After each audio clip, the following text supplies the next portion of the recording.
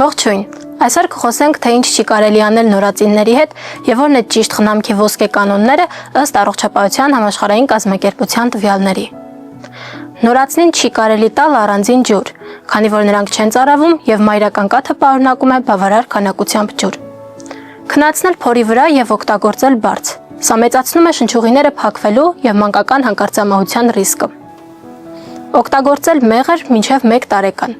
քանի որ հնարավոր է վարակվել խիստ վտանգավոր Clostridium botulinumով։ Տալ կովի կամ կենդանական այլ կաթ, քանի որ կարող է առաջանալ անեմիա եւ աղիքային տարաբնույթ խնդիրներ։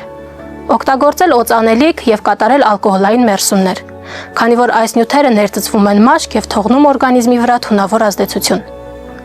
Խիստ տաք պահել երեխային եւ հագցնել բազմաթիվ հագուստներ, քանի որ գերտաքացումը եւս մանկական հանկարծամահության ռիսկ է։ Փոխարենը ցուցված է մաշկ-մաշկին կոնտակտ ծնվելուց անմիջապես հետո։ Մայրական կաթի օգտագործում նվազագույնը մինչև 6 ամիս։ Պարբերական պատվաստումներ ըստ ազգային օրացույցի։ Կյանքի առաջին օրերին միայն բնական լոգանք առանց օճառի օգտագործման, իսկ օճառը ցուցված է 4-ից 6 շաբաթականից հետո մեղմ տարբերակներով։ Քնացնել մեջքի վրա եւ ծնողների սենյակում, բայց չկիսել մահճակալը։ Այսքանը։